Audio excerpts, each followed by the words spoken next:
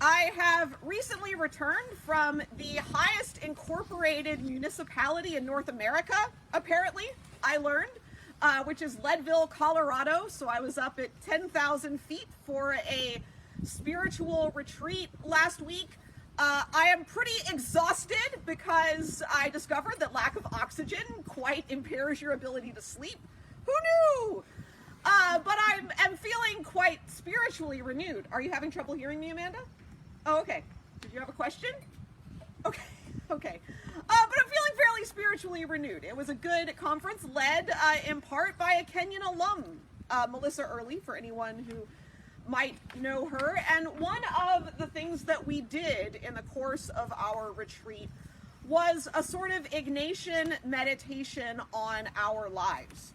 So we drew out a timeline of our lives, and we did, as is the practice of Ignatian spirituality, to meditate and contemplate on the presence of Christ, specifically the presence of Christ at particular points in our life, where maybe it was harder to see and comprehend the presence of God, or maybe points of specific transition or struggle.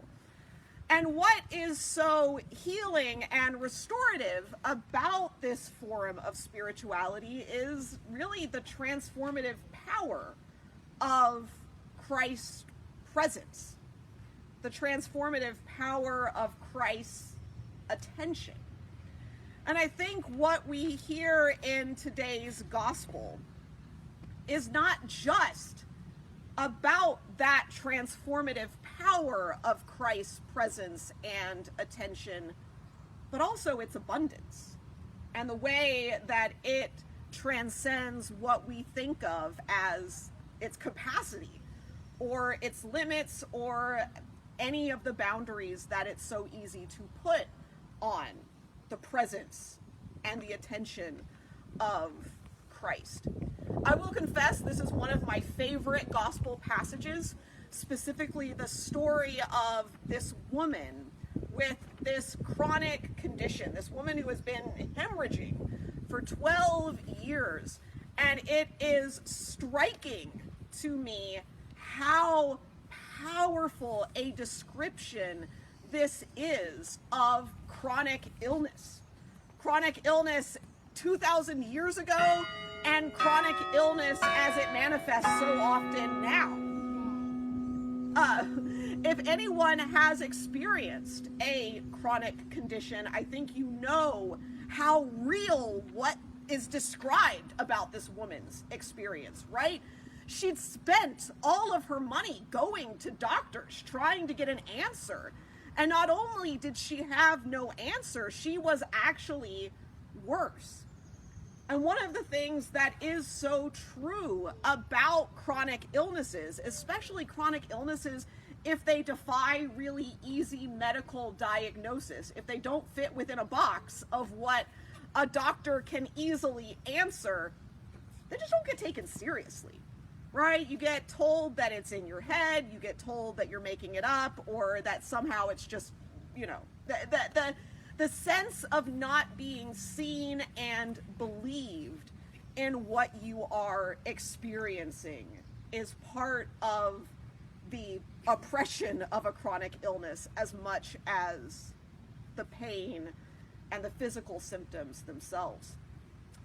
And that's what strikes me when I think about this woman coming to this crowd of people around Jesus. And the fact that she's not even trying to get his attention, she's not even trying to interact with him, she's just hoping for healing. And I wonder if there is something very telling there, that she doesn't even anticipate being believed, right? She has given up on being taken seriously in the physical suffering that she's enduring. She's not even trying to get some recognition from Jesus. Her action is driven just purely by this simple hope that maybe if she is able to touch him, she could get some relief. And what happens instead? Jesus notices this power going out of him. In the midst of this entire crowd of people, Jesus is able to notice and see this one woman, to ask who this is that took the power from him. And it is not enough that Jesus heals her, but Jesus stops to see her, to affirm her, to know what has happened. And I have to believe for this woman that the being seen, being acknowledged, is as transformative and as healing for her as physically having this bleeding stop. And for me, that alone would be a powerful gospel to preach on, right? That is such a powerful story and such a powerful episode that Mark gives us. But what I find so much more fascinating is that Mark inserts this story in another story of incredible urgency, right? We have this man from the temple, a religious leader, a figure of some authority, coming to Jesus with his child, being at the point of death. And in the midst of that urgency and this father's grief and fear, Jesus still has the capacity and the grace to take this moment, not just of even healing, right? What I find interesting is, the woman has touched Jesus's cloak. She's been healed. The power has gone out of him.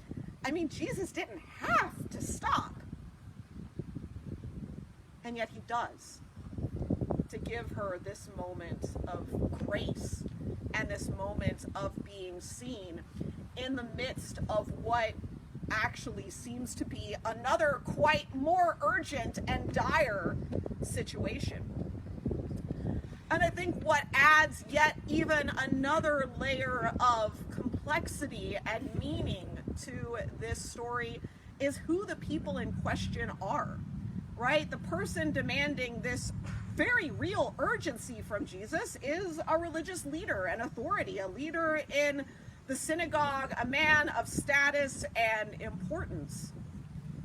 And the woman who reaches out and touches him with this audacity of faith and hope is actually someone who would be ritually unclean. Not just a woman having the audacity to touch Jesus, but a woman who has an issue of blood, a hemorrhaging, that would have, for this 12 years she had been experiencing it, put her outside of community, have made her unclean for that entire time. So what we see is Jesus in this moment of healing pushing against so much of what would be the expectation of whose need and whose request really matters. Is it this leader of the temple? Is it a woman who is outside the boundaries of community? Someone with an actual urgent life or death situation? Or someone who's actually even already been physically healed, right? Like the main issue is settled.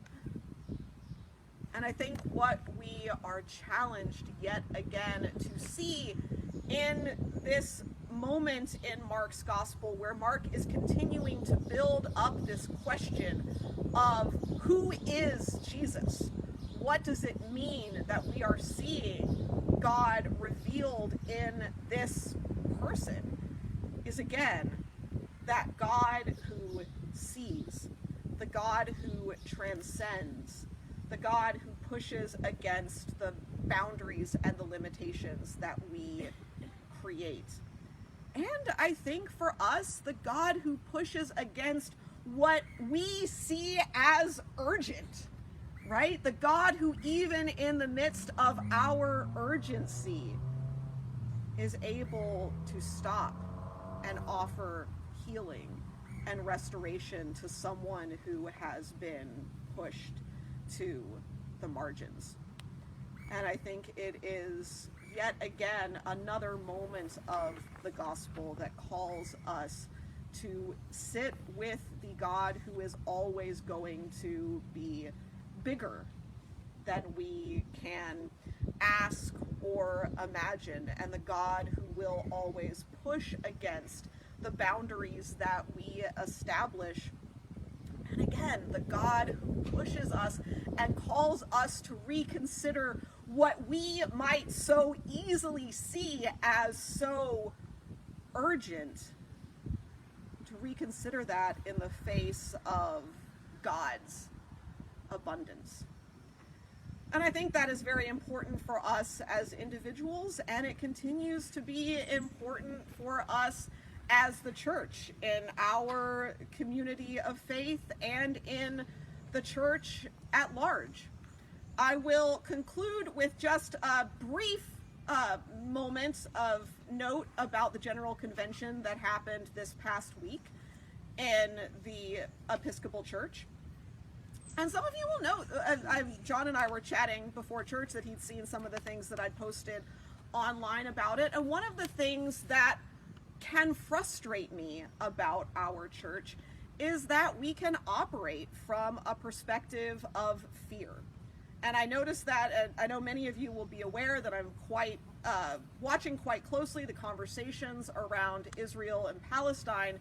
And one of the things that really struck me was how much we seem to frame that conversation in a framework of spiritual scarcity. The Living Church magazine, some of you may know of the Living Church magazine, it's one of the publications connected with the Episcopal Church. They posted 2 articles sort of looking at the resolutions and the conversation pertaining to Israel and Palestine coming up at convention. And what I found so telling for them is they posted those articles side by side, and one said, read this article if you support the Jewish community, read this article if you support the Palestinian community.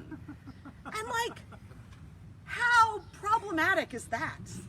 Right? That we have a framework that to support and stand in solidarity with one group of people that the church is called to reckon with our historic treatment of, we have to sideline the other.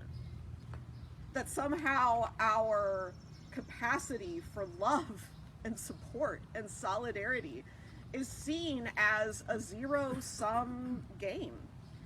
And I think that was very telling, particularly in our House of Bishops and the conversations that they had, and their failure to be, their operational capacity to function out of fear, which kept them from being able to do things like condemn the theologies of Christian Zionism and acknowledge our Palestinian siblings as an indigenous group in the Holy Land. And I can tell you from my experience with friends and colleagues that inability to feel seen by their own church caused no shortage of pain. And it is not the way that we see Jesus in the Gospels calling us to live and be and embrace the faith that has the capacity for true healing.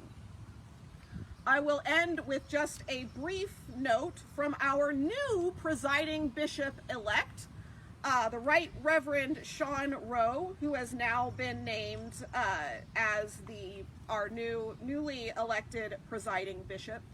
And in his sermon at the closing Eucharist at General Convention, he really asked us to sit with this question as a church of where our anxiety is. Do we feel ourselves equipped and called to move forward in faith as Christ compels us? Or do we sit with the anxiety for how to hold on to the structures and ordinances that we feel are actually, perhaps at times, idols to us? As he says, and finally, what of our idolatry of structures and practices that exclude and diminish our witness? We have to get it together. That's going to mean laying some things down. The struggle ahead will require a tolerance for uncertainty, a willingness to make real sacrifices.